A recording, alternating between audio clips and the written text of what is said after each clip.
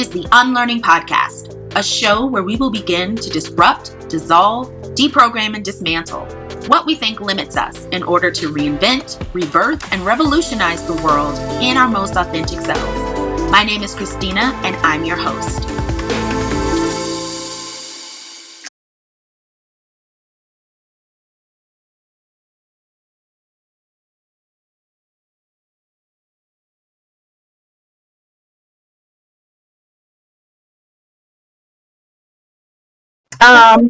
So my question is, what is your ambition? Ambition. So I would say it is to be kind of what I'm doing now, serial entrepreneurship, but just at a higher level than what I am now, because right now I'm okay, but I want to be okay. I want my kids to be okay. I want my kids' kids to be okay. Like, that's the type of level that I want to do. Wow. That's cool. I was a former educator, and I got laid off this May. I was going to be in a directorship role. But it was great because it's kind of like a thank God moment of like, it was extremely toxic. Yeah. And I'm located in Denver, and I'm not from Denver. I'm from New Orleans. Okay. And I taught in Atlanta. And so it was kind of like, well, what do you really want to do? And so I had tried to do a business before. I tried to do a personal chef business, but my head wasn't in the game, and there's a lot going on in my life, and a lot going on in 2008. And so now it's like, okay, you can do this. You can start a business. It's either you're going to work for someone else, or you can take that energy and put it into yourself. And so I'm along the same sentiment with you. So hopefully having a business, I don't have to be a millionaire, but I want to be comfortable and be able to pay my bills and take trips and leave something for my daughter without having to stress about the checks coming in. So exactly. Yeah. And it's so crazy how getting laid off, because your story is similar to mine. Like, I got laid off, which is why I started my businesses, because at that time it was like mid-pandemic, and I don't know if you heard like how everything, well, I'm sure you did, like where I'm from, New Jersey, it was bad. Like, people weren't getting unemployment payments, nothing. So, and I was one of those people, and I'm like, I don't know how I'm gonna pay my rent. I don't know what I'm gonna do. And yeah, it forced me to, all right, figure it out. What you gonna do? I mean, granted, I was married, I had my husband, so we were able to do it together. But yeah, it was scary. Yeah. And I actually feel more at peace now. Like, I have no idea how I'm going to pay my mortgage next month, but things just come at the right time. And so it's like, hey, I got this extra work for you. Something I did like a couple of weeks ago. It was like 15 minutes of work. And then all these other things I was banking on fell through. Like, all of them, that whole week, it was a week of just, I call it rejection. And it touched the nerve, because it was like, no, you can't do this, and we found somebody else, and yada, yada, yada. And then that person called me back and was like, hey, look, I got a whole bunch of work. You found, you work 15 minutes, and that 15 minutes turns now into like 8-10 different projects. And I'm like, oh, okay. Rent paid. There we go. Exactly. So, and I love the fact that I like to use that Wesley Snipes quote from Passenger 57 when he's like, always bet on black. Okay. And I'm a bet on black. Like, I'm done working in certain environments where I can't be me. Yeah. And nobody else can be them. And so, especially as a leader. So I'm learning how to apply all the leadership skills into building a business. So, yeah. So welcome to the Unlearning Podcast. Today, our topic is business power walking, empowering leaders one business at a time. Okay. And we have the lovely guest, Kelly Edwards, today. So, Kelly, welcome. Kelly Edwards is an artist, former social worker, and entrepreneur with multiple companies. She's the CEO of the Business Shower Company, a full-service media company which provides various services. She is a business coach and consultant working with exclusively small business owners to help them grow their business by providing necessary resources, tips, and tricks to assist in starting, owning, operating, and growing their companies. She's also the creator of the Business Shower podcast, a podcast that is dedicated to empowering all entrepreneurs. Each week, Kelly introduces listeners to small business entrepreneurs as they share their journey on how they're navigating and learning how to expand their businesses. Welcome, Kelly, to the show. Thank you. Thank you for having me. Yes. So I like to give guests a couple of minutes. If your bio does not do you justice, people need to go to your website and check it out and listen to your YouTube channel as well as on your website where you have your recordings of your podcast. If you could just tell us a little bit more about who you are and what you do. Yes. So, I started mid-pandemic, forced out of my corporate position that I had been at for almost 13 years of my life. Mm-hmm. Got laid off and I had to make a decision. Like, what are you going to do? I chose to, at the time, I've always had that entrepreneur spirit. I previously had a business. It failed because I was in love with the wrong person. And when we broke up, that was it for the business. And I just decided that during the pandemic, okay, I gotta bet on myself and I have to start a business. I got into real estate on a whim.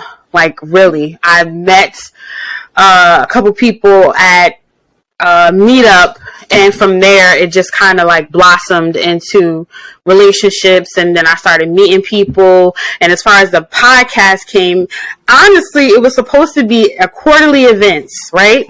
And then the pandemic was like, here I am. And then I was, what am I going to do? So I was like, you know what? I've always wanted to talk on the radio. So I was like, let me start my own podcast. And that's how the podcast came about. And that's kind of where we are now. So how long have you been how long have you had a podcast? Since 2020. Yeah, September 2020. So 2 years. Yes. Yeah, basically. Almost. Okay. Mm-hmm. Nice. What do you think about what you do resonates with people? I feel like it resonates with people because it's, for me, and hopefully I'm coming across this in my message, I want to motivate business owners no matter what type of business they have. So they can have, an acting career. That's your business. Like, you are an actor. This is your career. This is your business. So I want to motivate you no matter what path you want to go down. And every person on my show has a story. And some of the stories are heartbreaking. So just to see how those people come out of nothing to something, I want it to be motivation for the next business owner. And I don't want anybody to ever have to be in a position where they don't know how they're going to pay their bills. Yeah. So, yeah. Yeah. And that's something I liked. I was listening to a couple of your podcasts, and everybody is so broad. Like, I listened to someone who has a company that deals with ADHD, yeah. And the different type of services that he provides. And then you had someone more recent who was on your website who does like recording artists. So it's so vast, but it's juicy because there's so much that you could learn from each person. Mm-hmm. And what I found interesting, there's like a humbleness to it. Like, nobody's trying to get like, we're not trying to be, like Amazon level. It's just like, I just want to do good work and get paid for the quality of work. So how do you in your business support or coach and consult people to really know, I guess, what they're going after? Like, are you just driven by making the money, or are you driven by the mission? And then, yeah. Well, that's a question I ask. What drives you? I mean, money is going to drive everybody at this point in the economy. But it can't be your only motivation. So my question is always, what's your why? And a lot of whys is, I can tell you my why is my daughter. And even before my daughter, it was the family that I knew I was always, I was going to have. So that's my why. That's why I get up every morning and do what I have to do. So I tell them to focus on your why. Don't focus on the dollar amount, because that's going to come, but focus on why you got started in this business. Was it to break generational curses? Was it to establish generational wealth? Like, why did you get started? And that's a question that I can't answer for you. You got to kind of like dig deep. So that's a question I usually let the people that I mentor and consult take that away. Take that away, and then let's come back to the table and let's discuss it. So, yeah. Nice. So, to the why small business? Why does small business matter? Because we always go into like, big corporations, and when it's small business Saturday, once a year, then everybody supports. But why small business? Because the big corporations already have so much stuff. I'm just like so over supporting them. Yeah. So for me, it's all about small businesses. And I'm not sure if you heard on my podcast, I still have a 9-to-5 right now. And I work for a small business owner. So it's just like, that's why, because we are not seen enough. I feel like we're not seen enough, and we need to be seen enough. And the beauty of small business, as you reflect in your podcast, is just, it's so many different fields, approaches, little niches that you can take that we often go to what we think is easier. And it's really a monopoly, because it'll be like, one or two that are actually cornering it.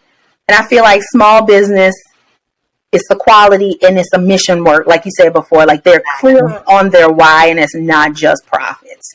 Exactly. And it's in doing, like, as I'm starting to think about my own business, it's like, okay, now I see the value differently. I see the value of people's time differently. Therefore, I'm going to support this small business. So it's made me a lot more aware, and that I don't have to fit anybody's box but my own. Exactly. So that's the beauty in it. What was it like? You said you founded your small business in 2020 with all hell breaking loose. How did you navigate the crazy? Because there are a lot of small businesses that started, but are they successful? You are successful in what you're doing. So what was that like? Oh my God. It was a lot of Zoom calls. It was a lot of, in real estate, I didn't get my first deal until, I think I started real estate in like February. I didn't get my first deal until that next January. So it was rough. It was a lot of no's, because a lot of people, they weren't motivated to sell their homes, especially to an investor. Why do I want to sell to an investor? And the deal that I ended up getting was literally, she was older. She was ready to move out of the state. She was tired of the state. And she asked me, keep it real with me. Why did you do this? And, I gave her my story, and she was just like, okay, I'll sell you my house. And I'm like, oh, okay. This is what everybody wants. I'm all trying to be salesy and da-da-da-da-da-da. And yeah, she just wanted the real me to come out. And then it was just like, well, where's the paperwork? Let me sign right here. So, that it was crazy. It was crazy. Like I said, a lot of Zoom, a lot of no's, but I didn't stop. I kept going. Yeah. One, I didn't have nothing else to do with my time. And two, I was just like, well, this is my business. I'm going to keep going. Like, I'm going to keep at it. How do you, because this is my motto, is like, I'm going to live my elf life. So what I do is going to be easy, lucrative, and fun. I like that. Okay. It wasn't mine, but I stole it from somebody else. So yeah, I like it though. Yeah, take it. Because I say it every day. I'm living my elf life. But sometimes, did you have those moments when in starting your business that you actually question if what you were doing was work and your value? Like I'm in a space where it's like, am I really working? And then I start attaching my value to what I'm doing or not doing. How did you navigate So That. what helped me is being around like-minded people. I had to surround myself with people who were doing the same thing that I was doing. And that was weekly calls. Like, my friend and her husband still do these calls. They do like morning meetups, where they get on a call and they talk about their goals and their accomplishments and different things like that. It's literally just being around like-minded people. I hate to say it. I love my friends dearly.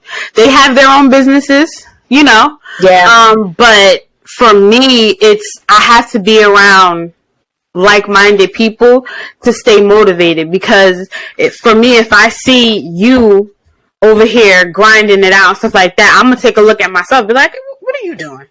Yeah. What are you doing? Me and you started at the same time. Like, we both need to be trying to get this money and trying to get out here. So for me, like I said, it's being around and surrounded by people that are motivators. And then another thing, my vision board.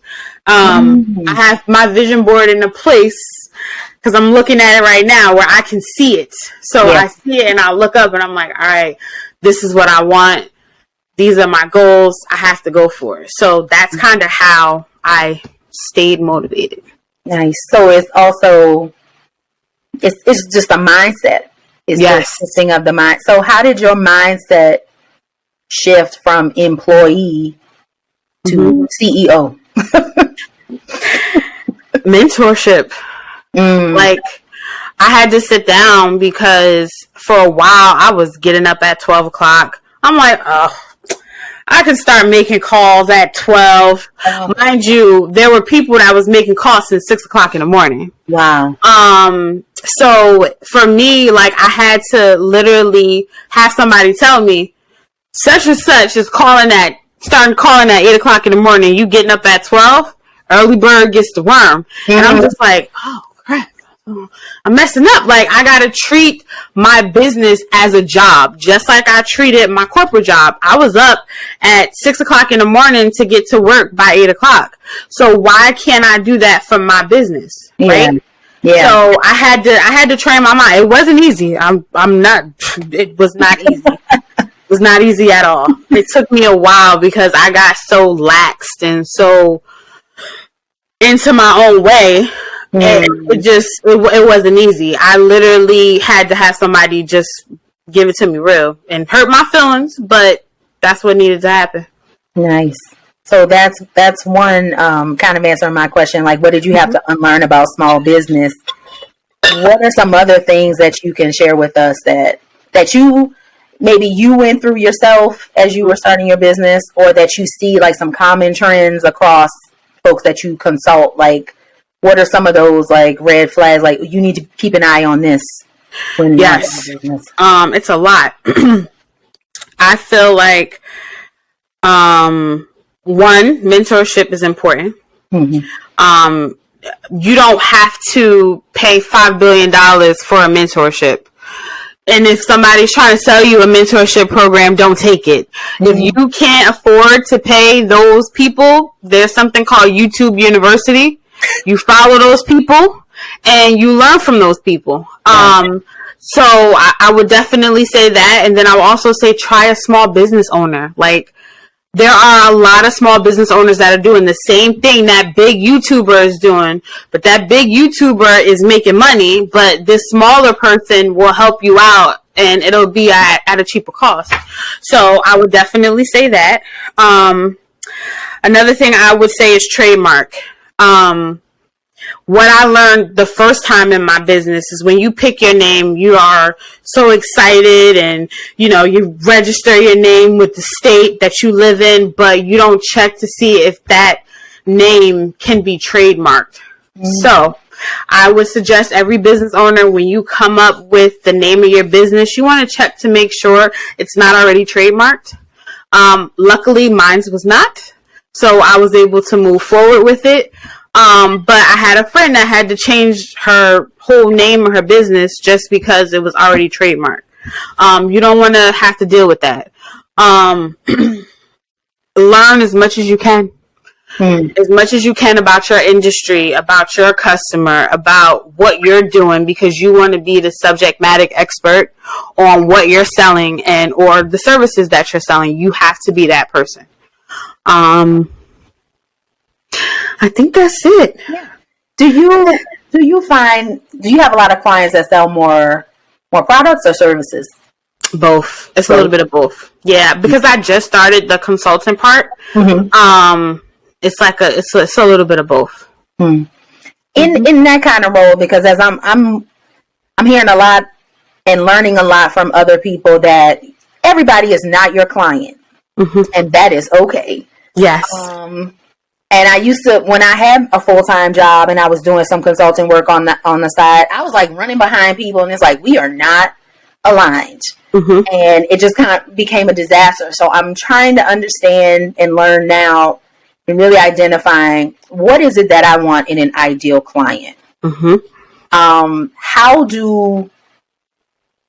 How did you get to that point? Like, are you still like, I will take you, or we'll see, or are you like, no, I'm looking for a certain type of client? Yes. I am very picky because this is my time. The more time I spend with you as a business owner, the less time I get to spend with my daughter. So, I am very picky about who I give my time to. And I'm going to be honest with you. When I first started, I wanted to help everybody. But my mentor told me, you got to scale back. Like, you are a person, you're human, you have a family. So you have to look at it and say, you know, this is your business. You can be picky with who you want to work with. And if you meet with this person a couple times and, you know, you may feel like they could be too demanding for you, or you feel like they're not ready and they're going to waste your time, you can absolutely say, listen, you know, I don't think this is a good fit. No hard feelings. But I can refer you to somebody else. Like, sometimes you do have to do that. Yeah. I'm learning that lesson on the back end.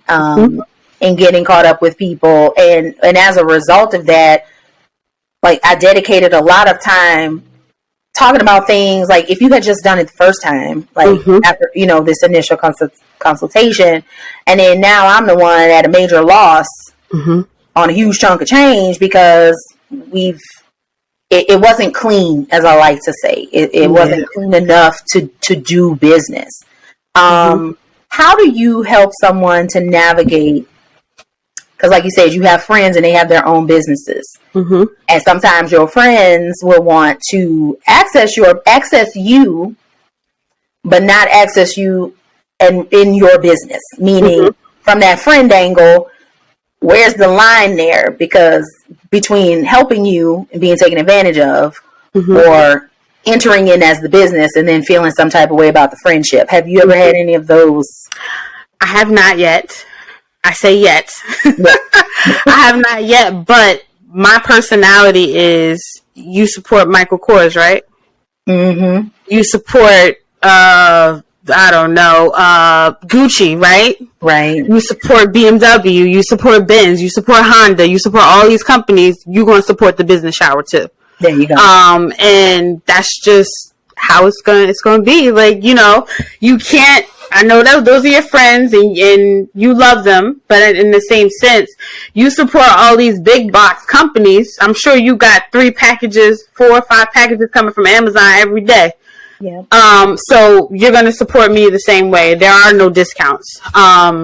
When it comes to certain things like that, like, you got to have boundaries with them. And if they feel some type of way because you have boundaries with them, I don't think they were your friends at all. Yeah. And I find that, like, most people I've interviewed, especially in the Black community, we need to slap ourselves on the hand because we want everything for free 99. And it's like, we don't, like you say, we'll go to these outside of our community and we go support fully, whatever the cost is. Oh yeah, I got it. But then we look at within our community, we don't look at small business as this can uplift our community. And so it's an investment in the community. I understand why sometimes Black businesses have to charge a little bit more because of access and you know, the opportunities that they have for loans and things like that. Mm-hmm. But that doesn't mean I'm going to undercut you, because there's like 3/4 of the population who may feel like they already want to undercut you. Yeah. What challenges have you faced as a Black woman in launching your own business?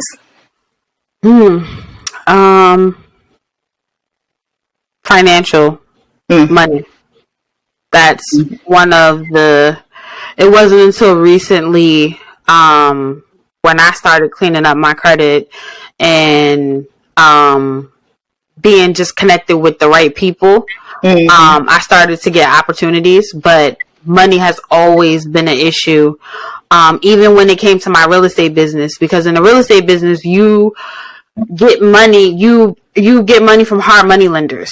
And a lot of them didn't want to lend to me and my business partner.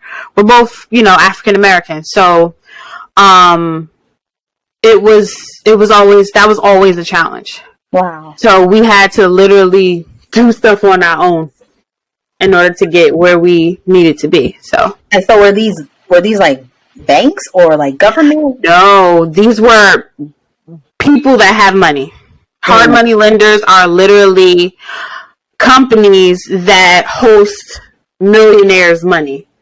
And all they really have to do is basically pretty much give you the fund. They have to give you the funds, but of course they're going to get a percentage of it when it resells.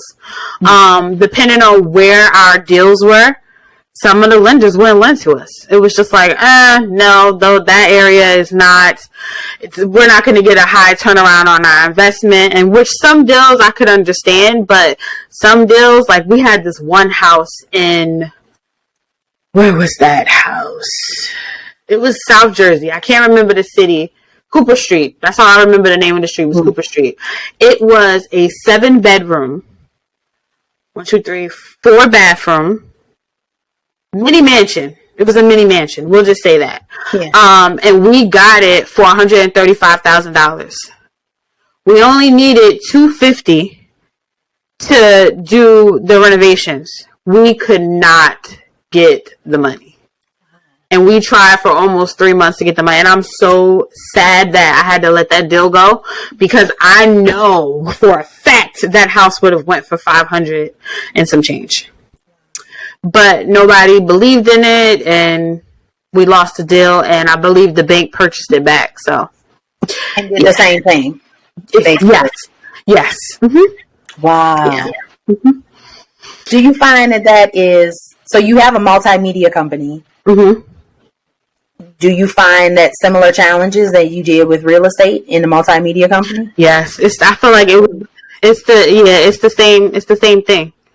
It's the same thing. Wow.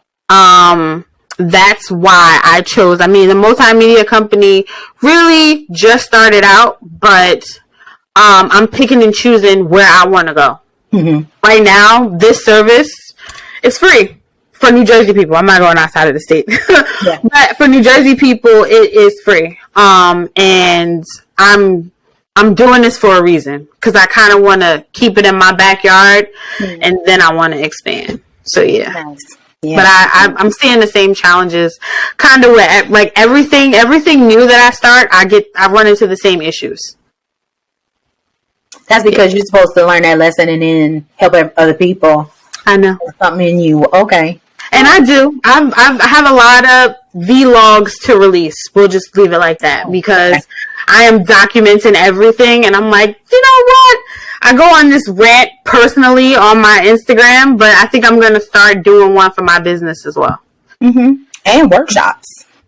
Do some workshops. Yeah. Giving me some ideas. No, I mean, look, I have learned, and I'm appreciative that, you know, people are telling me, like, you know, my time is money, but then they pause and stop to help. If people know that you're serious and they see potential in what you're doing, I've had people to help me. So I try to return the favor in some small way. Now I'm just starting with my business, but, yeah, like, it's good that you're getting that foundation now. Like, you know, somebody helped you, so I want to help somebody else. I feel the same way. Like, I know, I feel like I walked my friend through how to register her trademark. because I had went through it, and I was supposed to release a vlog about that, but I went through it and I didn't pay a lawyer. I wasn't going to pay a lawyer because it would have cost me almost $800. I am cheap now. I don't want to pay for it, and the government has this service for free where you can talk to their lawyers and they'll tell you what they need from you in order to register your trademark. It is not it is not rocket science. Like, all you need to do, it's a YouTube video that I watched on how to register it online, and then the government took the rest of it and they called me. I was on the phone with this lawyer. She walked me through everything. I need this, I need that, I need this, I need that. Like, it's a different type of services. It's not like you're paying them. It's not like you owe the IRS and you owe them back taxes or anything like that. They're helping you do something that's going to make them money eventually. So okay, that's helpful, because I looked into it. I interviewed someone yesterday, and Monique A.J. Smith, who's an athleticpreneur, she calls herself. She trademarks. She's like, I trademark all of my stuff. And you go on her website, she's got her slogans. She's got everything trademarked. And so it had me look into it.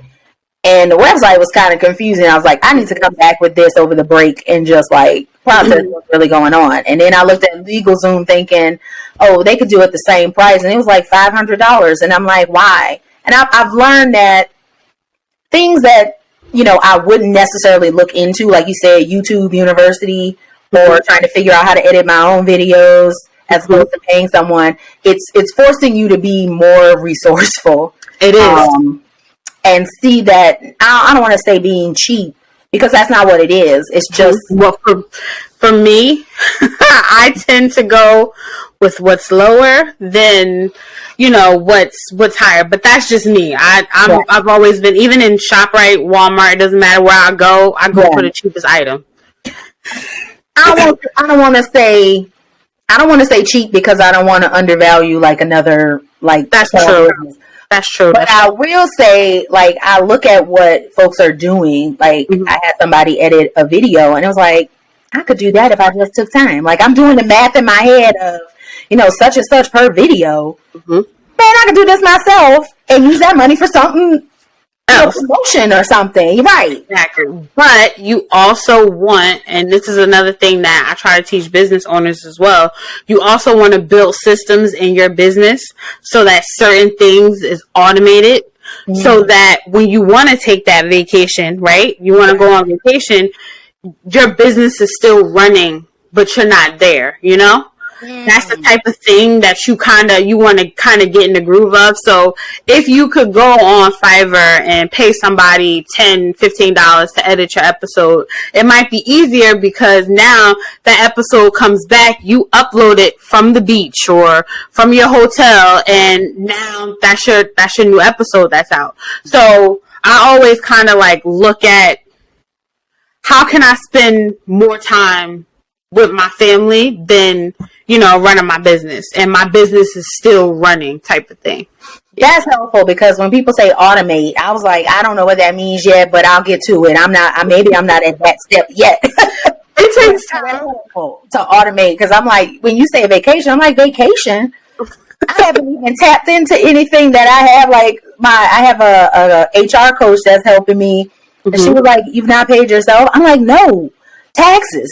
Like, I don't know what that's going to look like, and this and that. And she just looked at me. She's like, but you should be paying yourself something. And I'm scared to even touch it. I don't even look at it, because I'm scared something's going to happen. So knowing that people can, I think one of the other things, too, that may be a flag that you could speak to, I've done the personal mixed with business accounts. And I shot myself in the foot big time when I first tried to start a business.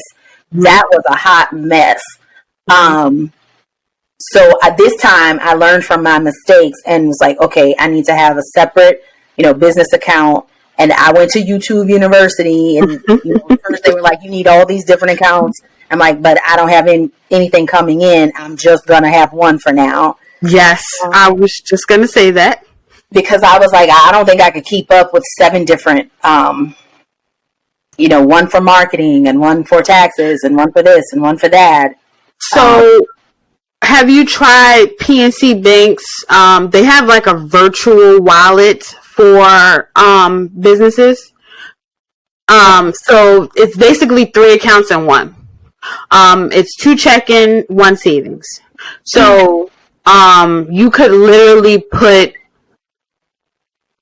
the income from your business in one, what you pay yourself in another, and then what you feel like you're going to estimate in taxes. And this is a rule that I just learned too. 20% of everything you make, you should put up for your taxes. This is something I learned from my CPA.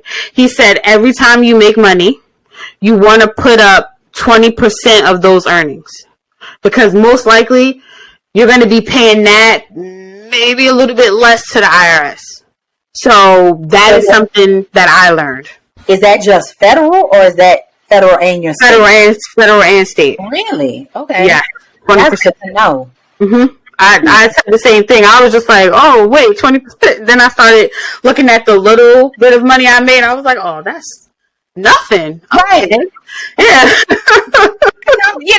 That last one got me when I didn't do right with the, breaking down and trying to put it all together. And then the IRS came back and said, you need to do this over. I was like. But it happens to everybody. It happens to everybody. Unfortunately, we don't live or grow up in a society where they teach us about paying taxes. Yeah. And they should. They should actually teach us money management, taxes, credit. Like, I feel like what I learned in high school did not help me. Like, they could have saved all those unnecessary courses. I'm going to drop that for you. So, as a manager of curriculum and instruction in DPS, there are kids who are now advocating for that, because they're like, I don't know how to write a check. I barely know how to write in cursive for my signature. And so they've advocated to their schools to create a curriculum and a program that does that. And I'm just dropping that idea. Since you're an entrepreneur, that's a great workshop to offer to middle and high school kids. It used to be a program that was here in New Jersey. The lady was a DCP&P worker, which is like a state DIFAS worker. And she used to have this program, and she used to have an all-day workshop, and she used to teach kids fundamentals of money management, whatever. But she was literally teaching them. And I have to look her up and see if she's still in business, because I've always felt like that program should have been bigger than what it was. It should have been in every school. Yeah. But yeah, we got a lot of work to do.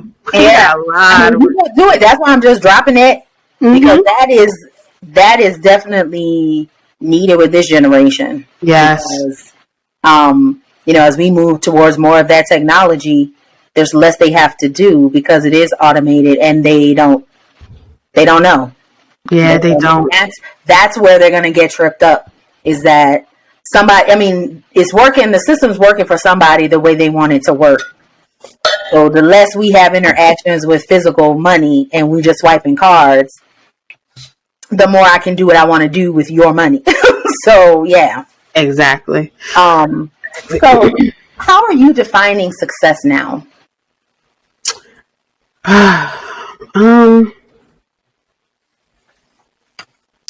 For me, I would say checking off goals for me.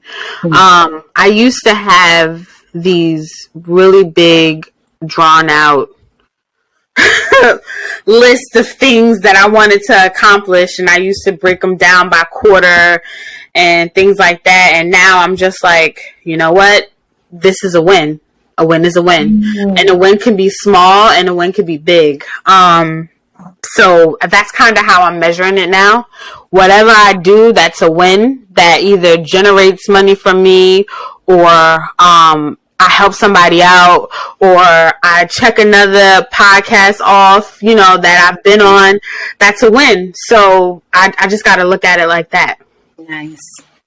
As we come to a close, what can we anticipate in the next evolution of Kelly Edwards? Ooh. With the shower.